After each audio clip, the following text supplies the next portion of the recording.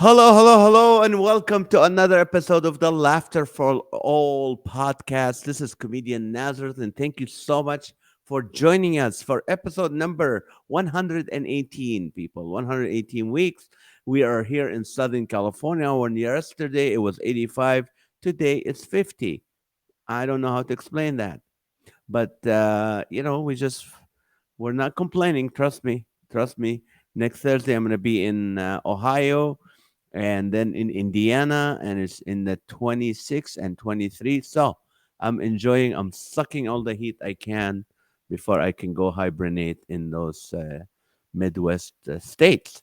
But anyway, thank you for joining us today. It's just happy Valentine's to all of you who remembered and forgot about it. And for all the singles, you know what? It's not that big of a deal. You know what I mean? Yeah.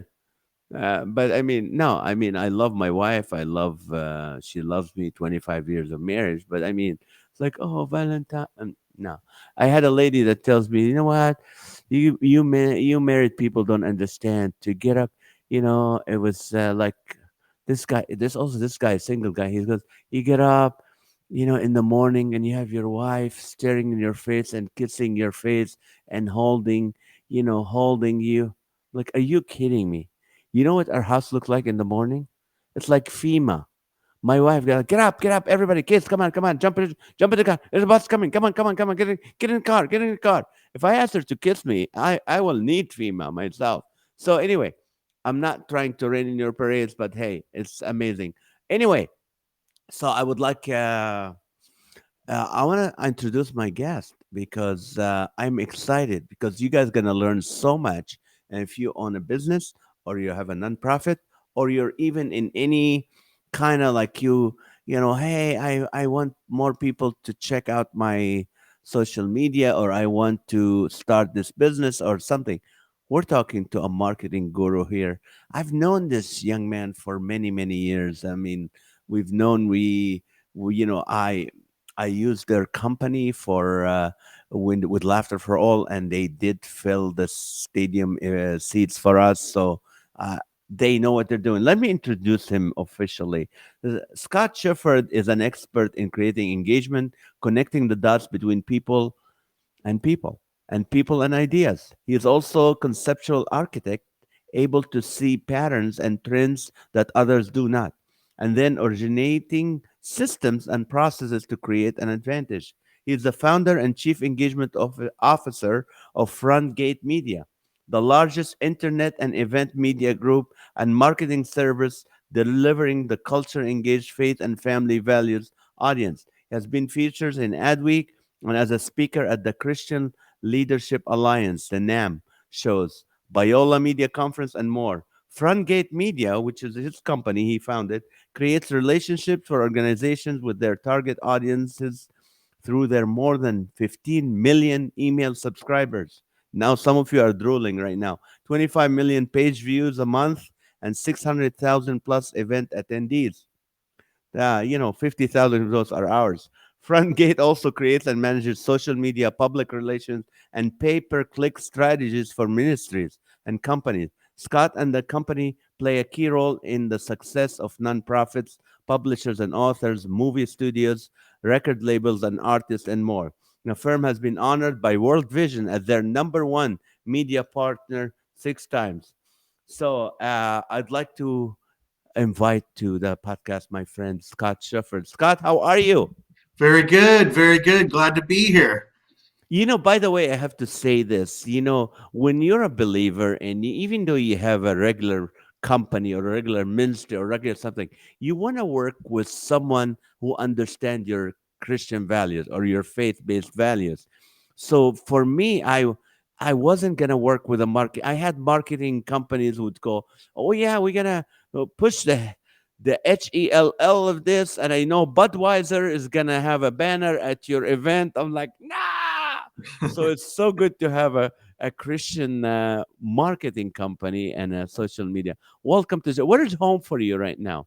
I'm actually in Orange County, California, so I'm with you here on the West Coast. I was listening to you talk about the heat. Yeah, we hit that heat wave, up to yesterday, and then dropped 30 degrees today, and it was a little different. But we're still at 50, right? So everyone Yeah. else that I talk to is in snow. So it's we're still ahead on the curve, but a 30-degree top drop in temperature was noticeable. Now you graduated from San Jose. You graduated. You were the number one marketing guy in their business department.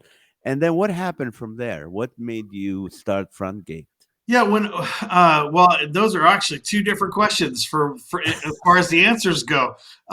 So when I was graduating college, or as I was finishing college, I'd worked really hard to do my best and had done well. And like you said, when I was kind of surprised when I graduated, I was awarded the Alpha Alicerate Award for the outstanding male graduate from the School of Business in that year at San Jose Mhm. State. So they gave that to one guy and one gal each year from the whole School of Business, and so I felt like that was a great, like a rubber stamp, right? That's your approval stamp. That I couldn't have done really much better than that on my school career. But as I was working through the end of my college years, I was trying to figure out what did I actually want to do with my degree, because I had come into college as an accounting major because Mm. I was good at accounting. But when I took my first big accounting class, I killed it, loved it, but I didn't enjoy the work. It was easy and I got bored. So I realized, oh shoot, I don't want to do accounting for the rest of my life. If it's just learning all the rules and applying them all day long, that's easy. I don't need to bother with that. So I moved to organizational management, and then I was really more to get away from accounting than to get into management. And when it came time to actually take classes in my focus group, or my concentration, they called it, um, then I realized that I'd really enjoyed my marketing class, and so I ended up taking the marketing concentration, and that's kind of what got me started. And as I was finishing school, I realized I was going to do the three M's, which was something in music, something in marketing, and something that involved ministry. Um, at that time, so that didn't exist where I was when I graduated in high school, college, um, and so I had to wait a year. I actually, I was, like I said, I had won the big award, right? Um, Yeah. when I got out, I stuffed envelopes, I answered phones at an all Japanese speaking company, and I Yeah. don't You answered the think phone. that was really hard, uh, and um, and I did odd jobs because God had it set up that I had invested so much time in learning my craft, learning my business, right, all that, but I had Mm. never really had a chance to really sit and immerse in the church. So I had a year where really my jobs were unimportant to me, whereas school had always been extremely important to me. So in that year, I served in the junior high staff at a church, and I got much more plugged in, and I finally discovered what a church was. So I had a year off, and I mean, I was working two jobs and, and Yeah. volunteering, but nothing that was, quote, a career job. But I did hire on as one of those jobs at Berean Christian stores. And Oh yeah, I remember those. you remember them? They Yes. were big here in Southern California. They had several big stores, and they were kind of the department store of the Christian world. Yes. So I started on with them. I ended up getting promoted to run the music department. So we're getting closer now to my three M's. And Um, right. and then in the early 90s, Christian music exploded, and I got a job offer to come to Southern California and work for Frontline Records at that time. So that's kind of how I found my spot, right? That was the first time that I had the three M's all happening at the same time. It was working for Frontline Records. Now, you were a believer before you started into the marketing business and all that. Yeah, I became a Christian in high school, but I kind of became a Christian in spite of the church. Like I I was going to youth group in junior high and late junior high, like 8th grade, and then in high school. But I didn't consider myself a Christian at all. I wasn't raised in a Christian family. I had no background whatsoever. But uh, some of my friends went, and of course the girls went, and they went and did fun stuff. So I did too, right? Like a Right. lot of the high school community does. So, um, but so as I started hearing things just over time, I eventually had this epiphany that hey, the church doesn't make sense. The church is full of hypocrites, and they don't get it, and blah blah blah. I kind of rejected the church, but I thought, this Jesus guy, he kind of thinks like I do, which now that I'm much older, that sounds really stupid, but um, but that was where that's how I progressed. Is I started to see that, well, Jesus thinks some ways that I think Mm. about culture and about the people around me and the this and the that. And so that really kind of spurred me forward. And during high school, I accepted Christ, even though I rejected the church. And it wasn't until all the way when I graduated college that I really embraced the church for the first time. Now, you started, you're starting your business, your marketing in a Christian market or something. How did you deal with the question, come on, Scott, we're a church, we're a ministry, do it for free, help us for free. How do you deal Yeah, with that? that's a challenge in the Christian world, because the church has trained everybody to volunteer, and that's a big problem actually in the church, where the teaching pastors are oftentimes the only ones getting paid to be there, and the worship leader, they're volunteering. All the musicians, they're volunteering. I was just having a conversation about this the other day, because we were talking about revival and how revival happens. And um, I was saying that the three you have to have the three core Christian activities in kind of being co-equal. You really need a trinity of the prayer, the worship, and the teaching. And Mm. only when that happens do you get a vibrant revival and or a church.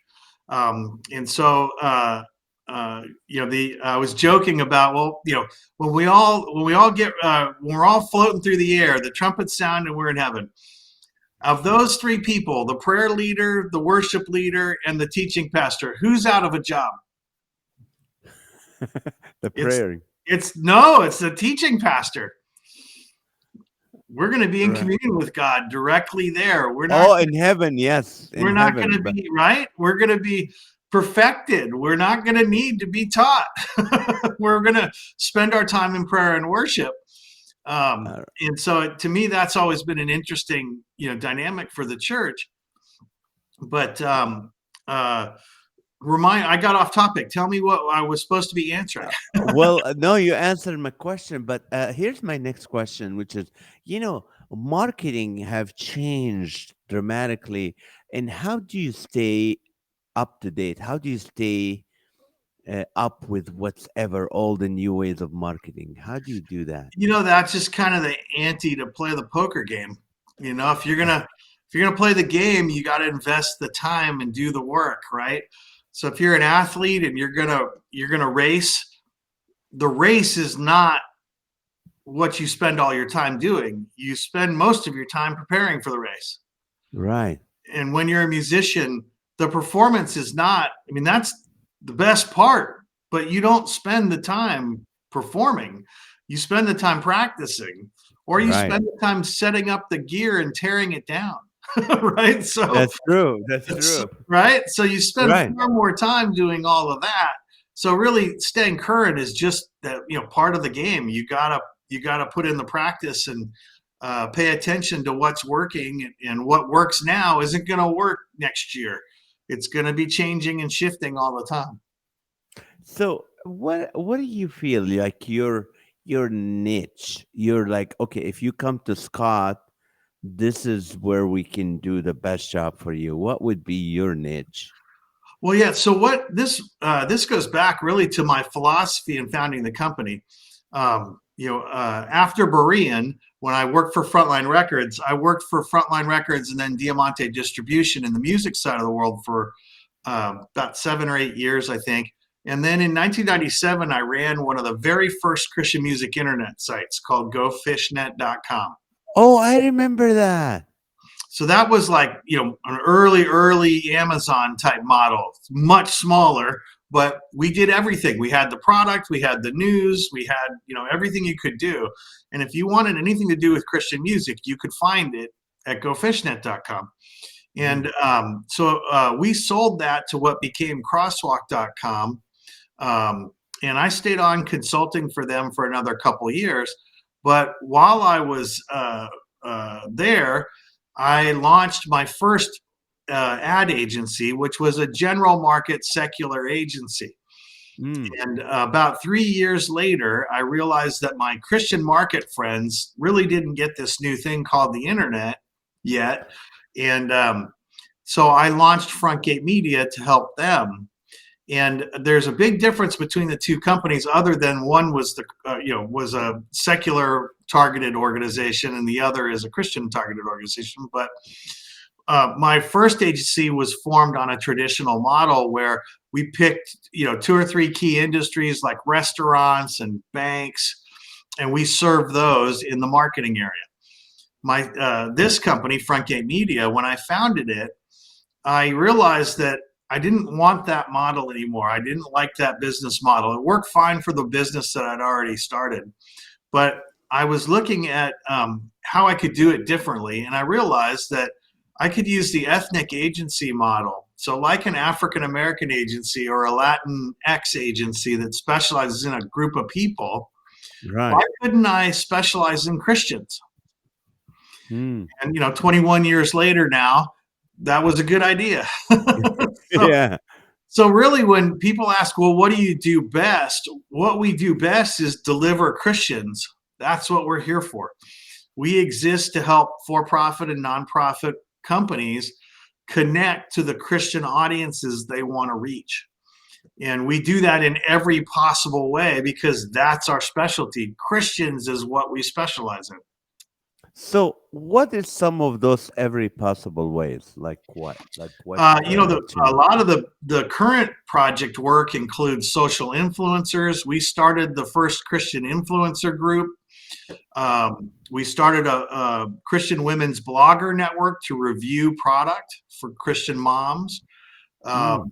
So we do a lot of social and social adjacent marketing. So Facebook and Instagram advertising, uh, content creation and posting, the influencers, the bloggers, and so on and so forth. We're also getting a lot of interest in the YouVersion devotional submissions that we do. So we've partnered with the #1 Bible app called the Bible app. Mm. I Uh, met the founders of this, the ones from Oklahoma. right, amazing. Yeah. I mean, what they've Yeah. done is incredible. And so we create devotions to be submitted to the YouVersion Bible app. That then there's 60 million installs of that app worldwide. Huge audience to reach with a devotional message about your thing, whatever, a new book, a topic that's of your passion in a nonprofit or a charity. So that's another example. Public relations is another big part of what we do, reaching out to traditional media and in digital print, television, radio, podcasting, to get guests, or provide articles or do interviews or get product reviews. That's another big component. And then traditional advertising is really the other big thing, whether that's direct email advertising or advertising at an event like a sponsorship. So really, those are the big three are social marketing in all its various forms, um, public relations, and advertising. Those are the big three. Now, tell me more about influencers. Like, how do you guys do with that? Let's say someone or a church or a ministry or an artist wants to. So you guys take Christian influencers and they can. You tell me, how do you Yeah, guys yeah. do that? So when we sign up an influencer project, what we'll do is say, for example, Christine Kane's most recent book. We worked on that project. So when we get it confirmed we're going to do a project, we get everything we can about that project. In this case, the book, but it could be anything. What's it about? What do we know about Christine? What do we know about the book? Who's the target audience that is going to most enjoy the book? So on and so forth. And then we have this influencer group that we've created where we have pre-vetted over 100 different Christian influencers who we work with on a regular basis. So we gather all the information together, and then we look through our group to match up who do we think are the best influencers for this particular project.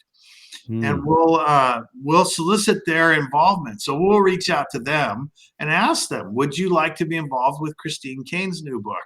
And if they say yes, then we go through a period of recruitment, and we start with our 100, but we'll also take what we've learned about Christine and her book, and we'll go outside and recruit new people too. So we'll go find new influencers that are unique for that specific project. And then once everybody is committed that we think we're going to get committed, then we'll run them through the program together to help create the content that they're going to post to their followers, and then work on tracking that it all gets done. Right? So that when they say they're going to post, they do post, and we record that and turn it back in as a nice big report at the end of the project. So it's about a 6 to 8 week process at the longest, from where we start gathering the information about what we're going to promote until we turn in the report at the very end. But it's very interesting. We did a project for a book called Better Together. That's a coffee table kind of gift book. From TPN show, Better Together? No, it's not. It's not tied to that show directly, just coincidentally similar name. And it was like animals that were better together. It would have a kitten and a puppy, right? Or whatever it was. So it wasn't really a big topical book. Like, it wasn't a Christine Kane, Christian lifestyle book. It was just a very simple, cute, light-hearted, better together Christian message of all these cute animals, better together. That was what it was. So when we started recruiting, we had our normal influencers that we matched up and got them involved, but we also went out and recruited animal influencers, which we didn't know existed until we did that project. So if you want to know what Tito the Raccoon had to say about Better Together, you can look it up on Tito the Raccoon's Instagram feed. So we had about 5 different animal influencers that we recruited for that project because it was a unique opportunity for them. Oh, that's amazing. Now, one time I asked you, you always been so good to me, generous with your wisdom, but you said, Naz, fax is back. Faxing something to a church or a client that you want to reach out is. Tell us about that. Yeah, that's kind of fun. At FrontGate, I'm always trying to look for what works. Like, I'm not interested in what everybody's doing. I mean, I'm interested, but that's not what I'm going to spend my time looking into. I'm interested in what are people not doing as much of, but it's really working for somebody. And so one of those things is what everybody's doing always lessens the success, because if everyone's doing it, it's more competitive, right? Right.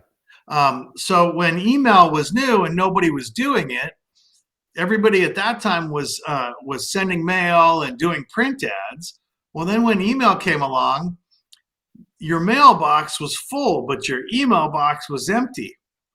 Well, now look at your mailbox today. Your mailbox is empty. There's 3 or 4 things in it now. Right. And your email box, you're on overload. You don't even know what to do to get through all your emails, right? So that's part of the shifting and the changing that's always going on. So one of the things that is working, if you think about the mailbox idea, what's fuller, the regular mailbox or the email box? Well, one thing that's even less full is the fax machine. But if you want to reach organizations like churches or nonprofits, they all have fax machines. So, how many faxes do you think you're competing against in a given day? Probably None. none. Right? Right. So, we actually have a faxing program where we can fax churches your fax, like just like a print ad, but faxed through the fax machine in black and white in a lot of cases. Um, but it gets through the clutter because it goes straight into that church secretary and or administrator, and they can put it to the place they think it goes best. So that fax machine is completely empty except for whatever the bank needed to be faxed or whatever your lawyer needed to be faxed, and Right. then whatever we sent that day. Do we have to write I'm really young? Don't think I'm that old. Just so they go, who's faxing still? But then you're right, you get the point. Now, you hear sometimes, I'm sure you're familiar with social media and different platforms and all that. People say, should people buy fake followers? A lot of Oh yeah, people no, always ask me. never. Yeah, that'll. There's two challenges. One, you never want to buy whatever it is from because it's going to change. So, and the other challenge is you don't necessarily want to go gangbusters when something's brand new because it's guaranteed to change. So, for example, my personal Twitter account, I got, I don't even remember when I got on Twitter. I'd have to go look. But it was early. And my Mm, Twitter account has a really big follower account, but very little activity. Because in the early days of Twitter, you just wanted people in your network. So you were following people and they were following you back, right? right. And that's how you did it in when Twitter was new. Now, however many years later this is from Twitter's founding, I think Twitter went up in, I think, 2006, if I remember right. Wow. Um, so here we are, all those many years later. Everything that you did in the first 2 years of Twitter to build your following now is what makes it horrible. Yeah, I'm not good at. But what do you? I heard this. This is interesting from a guy that was talking in TikTok. He goes, TikTok is a Chinese company.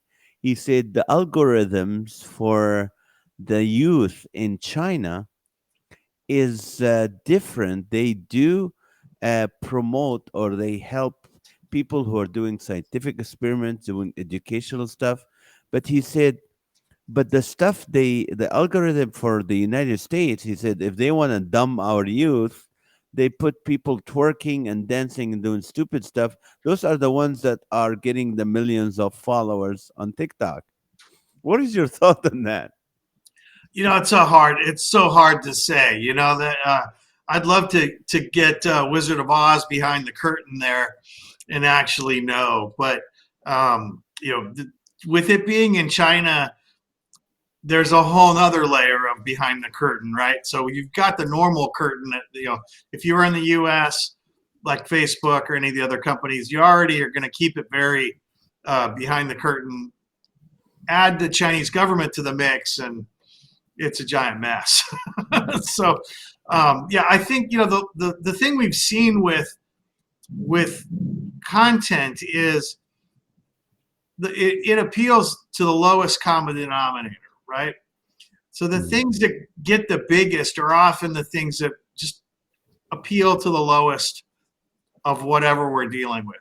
In some cases, that's not true. There are some really great um, news sources or posting, brands that are posting good news or wonderful things that happened. Or, we're working with a company called Elevate News Network that's going to be launching for that very purpose.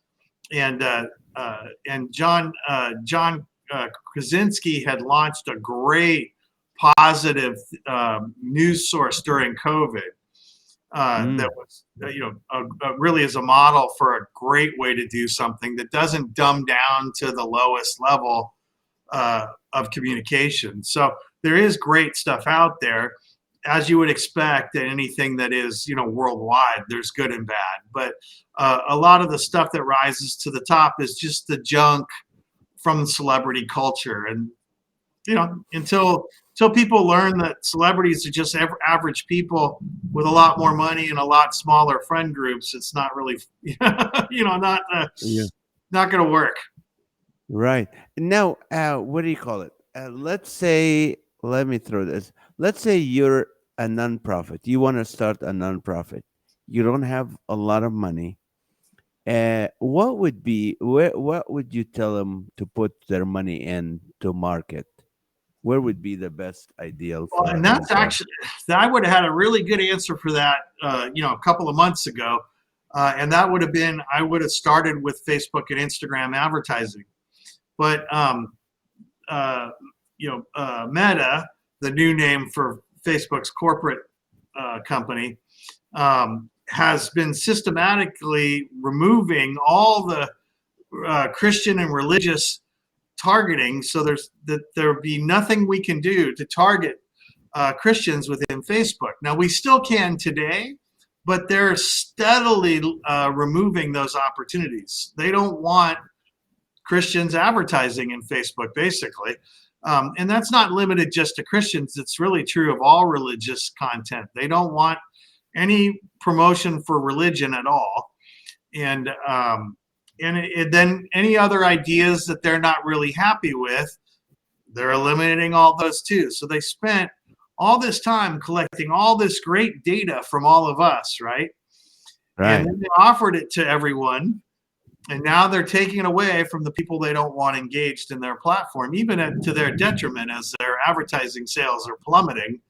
Um, and they had the single biggest loss in value in the history of, I heard of that. yeah. So there, and that's not only because of advertising and the discrimination that they're practicing, but it certainly contributes. So what would I do today? We're still in transition on that.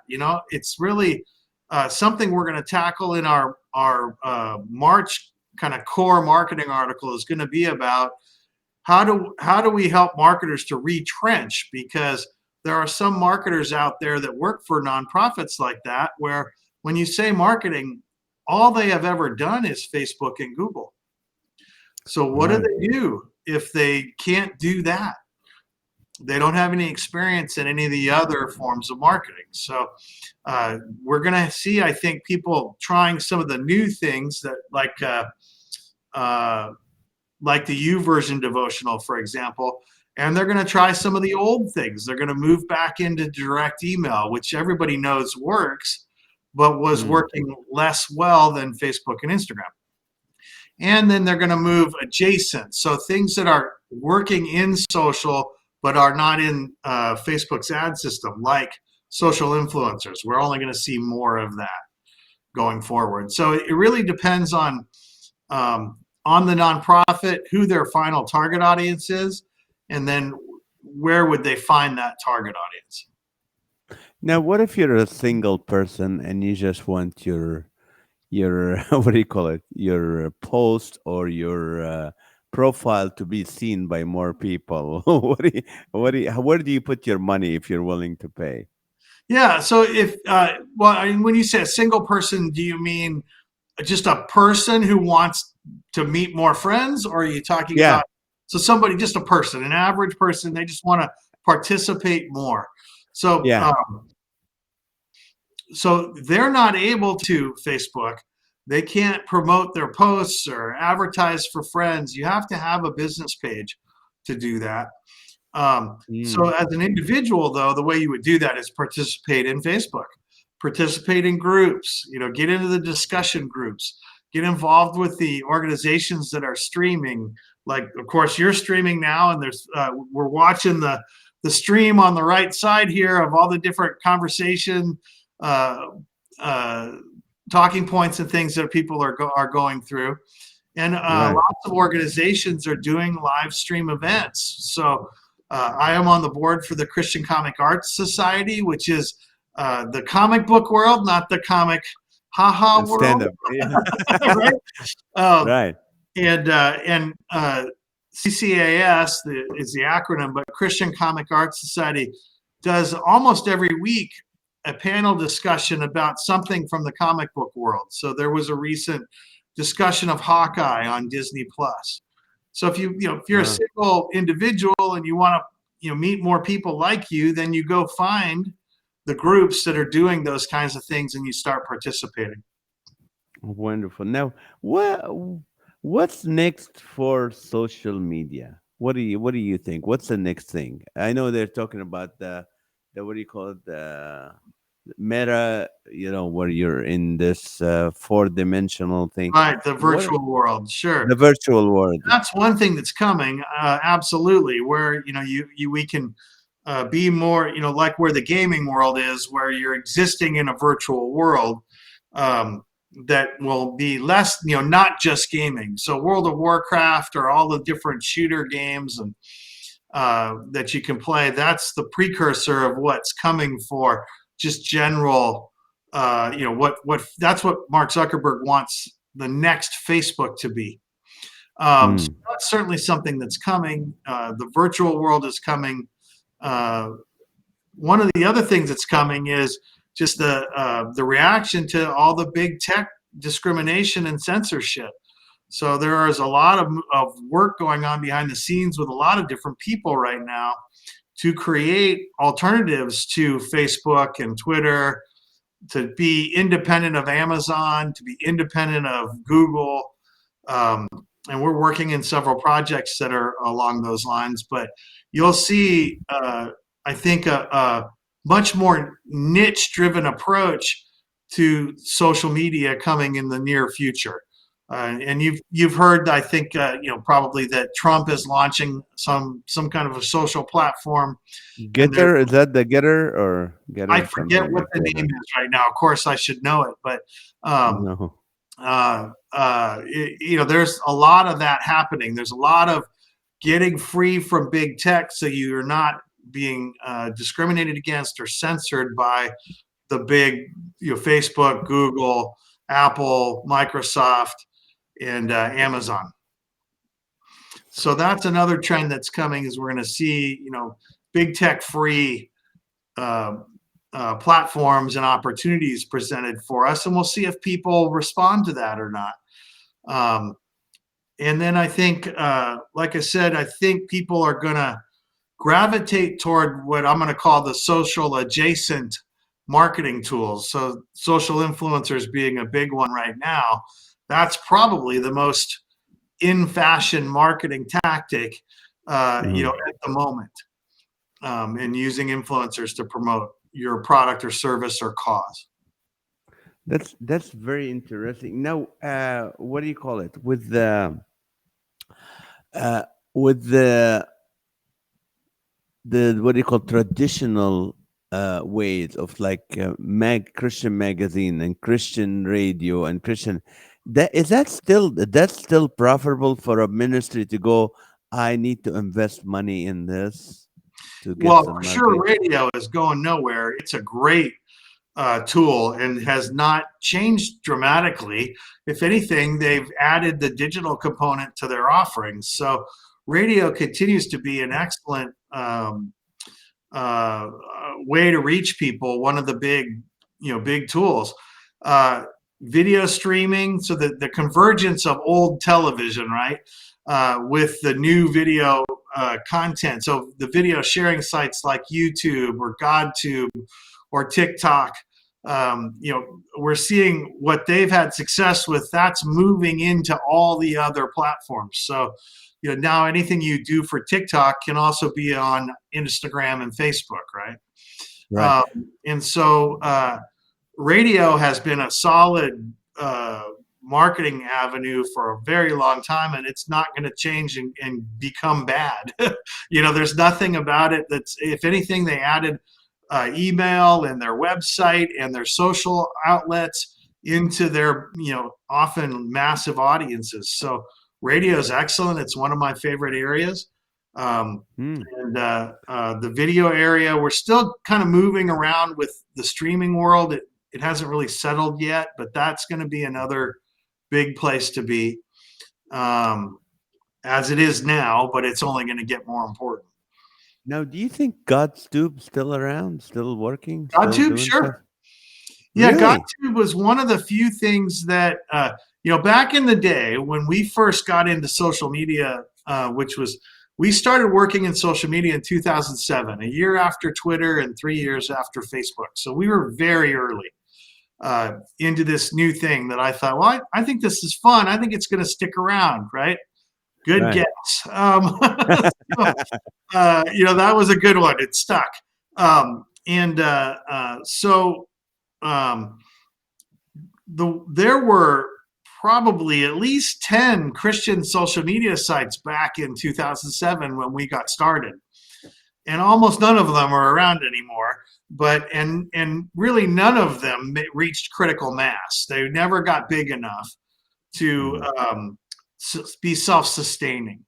And a lot of people have tried. There have been a lot of launches in that time period, and then again, 5-10 years later, there was a whole nother round of that, and it still didn't work.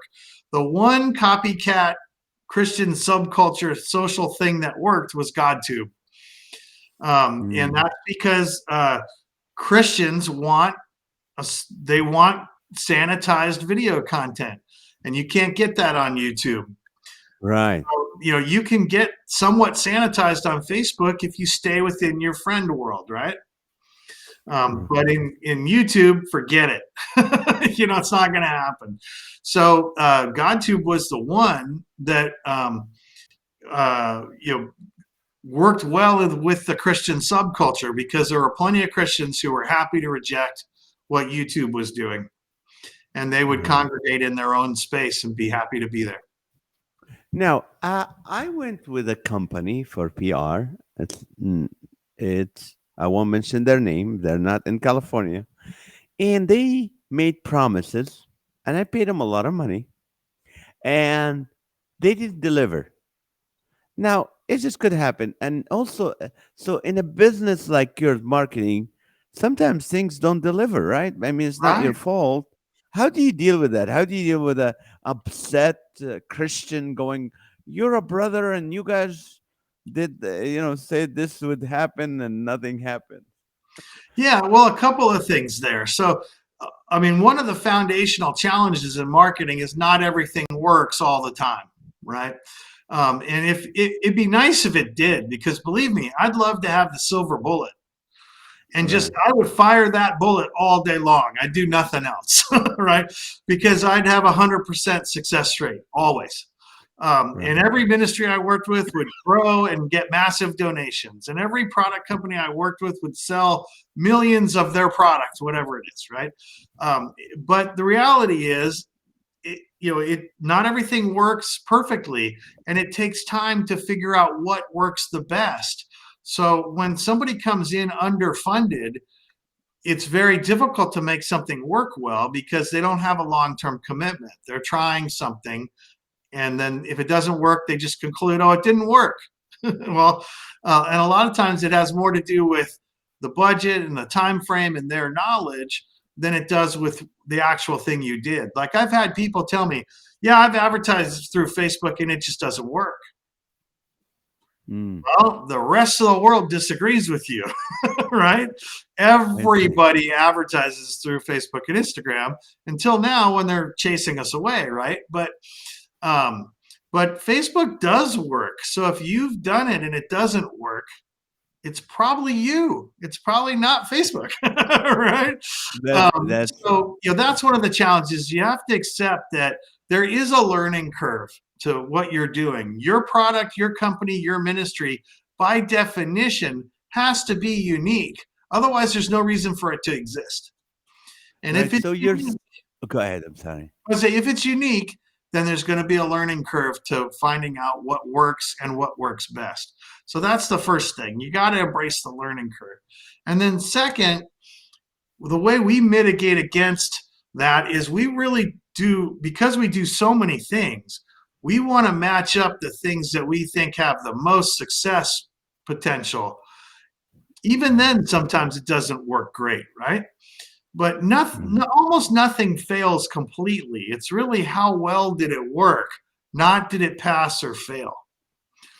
So if I sell, 50% of the goal that somebody wanted to sell of their product, was that successful or a failure? Successful.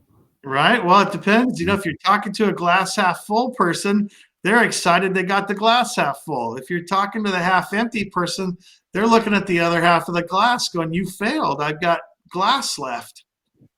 So, it's a bit of a challenge, but the reality is, um, we do work very hard to match the best strategy to that client. And so with PR, and like in your situation with PR, it's probably a combination of several things. It isn't any one thing. Maybe the media cycle was sucked up by some other big topic, like uh, when we had the election, uh, Right. that sucked all the life out of forever. It was all election. We were just waiting for the election thing to go away because no other media coverage was happening. When COVID hit, you couldn't get a story on about somebody's amazing life biography, That's right? true. Unless Nobody they died cared. of COVID, there was nothing. They didn't want to hear it, right? There was no room for anything but COVID. So there's lots of factors that affect something like PR. And to be honest, there are people that just aren't as good at doing it what they do. Maybe they're not the right match. They don't know the right PR outlets, right? They don't have relationships existing with the people that you want to reach. So they try hard, but not everybody can get through to Sean Hannity. That's just Right. the reality, right? Right. So there's lots of reasons that things don't work out, but what we try to do is stack the deck in our favor, and pick the things that have the best potential to succeed, and then do our best to execute them to the fullest. But I guarantee you, everybody who had a PR agent when COVID hit, they all had to scramble and figure out how they were relevant to COVID, or they didn't get any coverage, and that had nothing Right. to do with the firm or the company that hired them, right? Right. Right. Now, there's this question from Sarah. It says, how are social influencers even made? That's a great question. Social media in general, to me, is about an audience. So anybody with an audience, to me, can be a quote media outlet. We use different words in the social environment. We call them social influencers, right?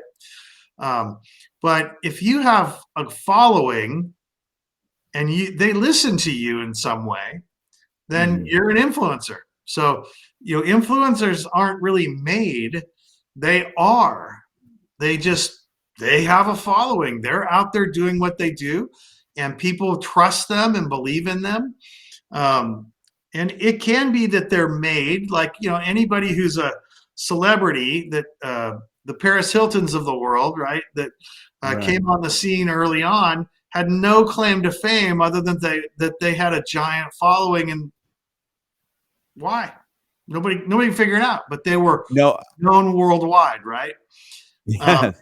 it takes a lot of effort to get there where you're known like that. But really, it's not so much about creating massive followings. That's great. And if you get that, it's wonderful. But it's really more about creating a group of people who actually care about what you are doing. And there's celebrity culture, celebrity worship, people following celebrities around. But then there's, more traditional leaders and people that just, if you're a mom and you're blogging and vlogging and posting about being a mom, you're writing books about being a mom. Well, other moms are going to learn to trust you. So then, if you have 20,000, 50,000, 100,000, a million followers over time, as you're just doing what you do, well, then now you're an influencer, right? As soon as you have an audience that will follow you, then you're an influencer. I have a question from Steve Rahers. I think he's the first time. I've never heard the name before, but he said, two questions, please. How do you ask for money the first time you ask for money? And then when does an agent help or a booking agent? Thank you, but I want to get bookings at churches too. I think that's a question more to I don't I know. get Those are that. I not totally understand that question. So the good. question is, I want to perform or speak more. That's really what the question is. Right. And one, I want to get paid for it, right? That's like, Right. I don't want to volunteer because we all, as we established at the beginning, the church wants you to volunteer, right? Oh, we did for 10 years. Yes, absolutely. And there's nothing wrong with volunteering in the beginning because you got to get good at what you do. That's part of embracing the learning curve again. Right. Um, I have 21 years of marketing experience. If you asked me on year one, everything you just asked me, I wouldn't have had any answers. I wouldn't have known That's what to tell you. But the way, once you are good enough to get paid for whatever it is you're trying to do, which that is not a judgment you will make. That's a judgment the people want you who want you to come will make. But hmm when you're good enough to get paid, then you just establish a fee. And when people ask you to come, you say, "That's great. I have a $500 honorarium, and this is what I need from you, and we can book that. Check our calendars and coordinate. Great." It's kind of an assumptive close, right? In Right. sales, that's what you would call it. You assume that if they want you to come, they have a budget. Otherwise, why would they ask you? Right. Because So they're hoping you'll do it for free. right. And so, And if that's you okay. And you'll tell them, oh, it's going to be $200, whatever the number is, right? You're going to tell them that, and then you're going to get people to go, oh, okay. Well, let me see if I can get that approved, and then you'll never hear from them again. And that's okay. right. Because if you want to get paid, you got to start turning down the people that want you to volunteer for free. Um, Exactly. and then how do you get more bookings? That is the number one big question that I get from everybody. Everybody in the nonprofit world, everybody with a book, they want to speak in churches or at events more. And unfortunately, there is no system that you can plug into in Christendom that will actively pitch you to be a speaker at events and churches unless you're, the top tier, unless you're already so successful that you can hire a person just for that. So there are big agencies, but most of them take your picture and your bio and they stick it on their website and they Yep. say, I'm happy to take a booking. So they call you when someone comes to their website and says, I want this guy or gal. That's Um, true. that's all they do. So the only way to get more speaking gigs is to have somebody on your team who has no other job but to go get you speaking gigs.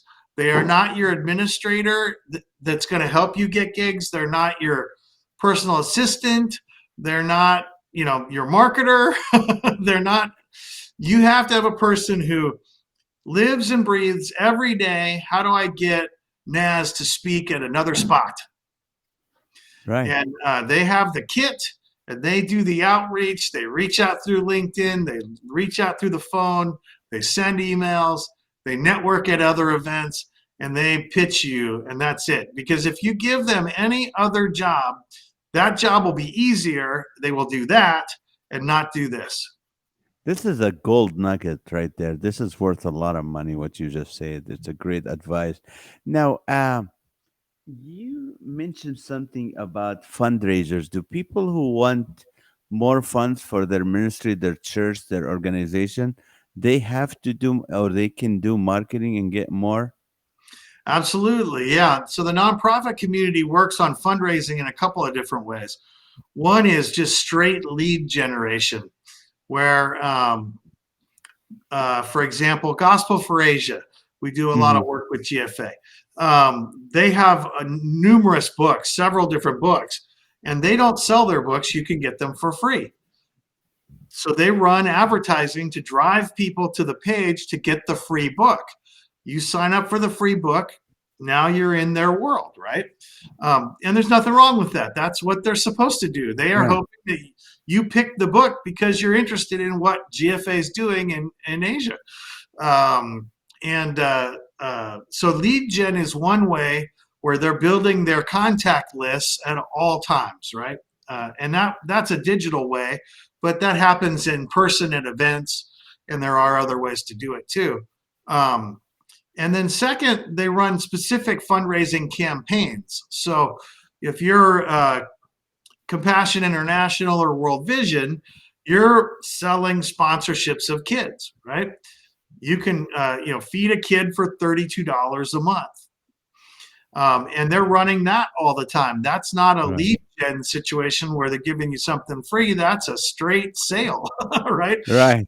They're selling you the program, which says if you'll donate $32 a month, we can take care of little Manuel, right?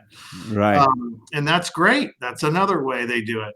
And then they'll also run individual campaigns. So you'll see, if there's a disaster in the world, well, immediately all the disaster relief organizations are raising money to help that situation. So if Katrina hits, the Red Cross and every other, fundraising world relief organization in the U.S. and worldwide is in their office figuring out which part of what they do applies to Katrina, and then they Right. start raising money for Katrina relief. That's true. That's true. That's they do that. And wow, this is amazing. I don't know. My question would be if someone said, "I only have $500. What can you do for me to get me out there?" What do you say to them? Yeah, I actually I tell them save it, because you can't. You have to be in it for the long term. And if you have $500, there are things you can do for $500, but it's not going to result in any kind of long-term value. And so if you have $500 a month, that's a whole lot better than $500, right? That's Um, true. and so if somebody's budget is just really, really not in the ballpark for them to, have success, I just tell them save it, invest it in something that gives you immediate value. So don't do this broad outreach. If you're trying to sell a book, maybe then we just put $500 on Amazon, and that's Hmm. it, right? We're done. Um, Right.